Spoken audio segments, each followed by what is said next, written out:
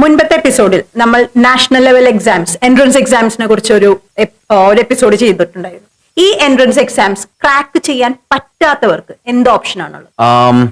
ഈ നാഷണൽ ലെവലിൽ എൻട്രൻസ് എക്സാമിൽ ക്രാക്ക് ചെയ്യാൻ പറ്റാത്തവർക്ക് ഇന്ത്യയിൽ ധാരാളം യൂണിവേഴ്സിറ്റി സ്റ്റേറ്റ് ലെവലുള്ളതുണ്ട്, അതുപോലെ തന്നെ പ്രൈവറ്റ് ഉണ്ട്, അതുപോലെ തന്നെ ഡീംഡ് യൂണിവേഴ്സിറ്റീസ് ഉണ്ട്, പിന്നെ ഈ പറഞ്ഞ പോലെ സാധാരണ നമ്മളെ അഫിലിയേറ്റഡ് ആയിട്ടുള്ള കോളേജസ് ഉണ്ട്. അപ്പൊ ഇതൊക്കെ നമുക്ക് നോക്കാവുന്നതാണ്. ഇതിൽ എന്തുകൊണ്ടാണ് നമ്മൾ നാഷണൽ ലെവലിലുള്ള എൻട്രൻസ് എക്സാമിന് ട്രൈ ചെയ്യുകയും അതിൽ കിട്ടാതിരിക്കുമ്പോൾ നമ്മൾ വേറെ ഓപ്ഷൻ നോക്കുന്ന ഒരു ക്വസ്റ്റൻ ഉണ്ട്. നമ്മൾ നാഷണൽ ലെവലിൽ നോക്കുമ്പോൾ നമ്മൾ ഈ എൻട്രൻസ് എക്സാം എഴുതി കഴിഞ്ഞാൽ നമുക്ക് ഫീസ് ഇല്ലാതെ പഠിക്കാം എന്നുള്ളൊരു അഡ്വാൻറ്റേജ് ഉണ്ട്. ഒപ്പം തന്നെ നമുക്ക് നല്ല രീതിയിൽ പ്ലേസ്മെന്റ് ആവുന്നു, നല്ല ഹൈ ക്വാളിറ്റി എഡ്യൂക്കേഷൻ കിട്ടുന്നതാണ്. അപ്പൊ ഇതിൽ ഈ നമ്മൾ പ്രീമിയം കോളേജസിലേക്ക് വരികയാണെന്നുണ്ടെങ്കിൽ നമുക്ക് ഹൈ ക്വാളിറ്റി എഡ്യൂക്കേഷനും നമുക്ക് നല്ല പ്ലേസ്മെന്റും കിട്ടുന്നു. പക്ഷേ ഫീസിന്റെ കേസിൽ നേരത്തെ പറഞ്ഞ IIT-കളിലോ അല്ലെങ്കിൽ IIT-യിലോ കിട്ടുന്ന അതേ ഒരു ഫീസ് സ്ട്രക്ചറിലായിരിക്കും. ഇവിടെ ഓബിയസ്ലി ഡീംഡ് യൂണിവേഴ്സിറ്റീസ് ആയിട്ടുള്ള അവർ ഓബിയസ്ലി ഫീസ് മേടിക്കുന്നുണ്ടായിരിക്കും. പക്ഷേ ഇന്ത്യയിൽ തന്നെ ഏറ്റവും ഇമ്പോർട്ടന്റ് ആയിട്ടുള്ള യൂണിവേഴ്സിറ്റികളിൽ നിങ്ങൾക്ക് അഡ്മിഷൻ നേടാവുന്നതാണ്. അവരുടെ ലാബുകൾ തന്നെ മിക്കവാറും ഈ പറഞ്ഞ IIT-കളായിട്ട് കണക്റ്റഡ് ആണ്. സോ ദാറ്റ് അവർക്ക് കിട്ടുന്ന എക്സ്പോഷറും അത്രയും നല്ല എക്സ്പോഷർ ആയിട്ടുള്ളത് തന്നെ അവർക്ക് നല്ല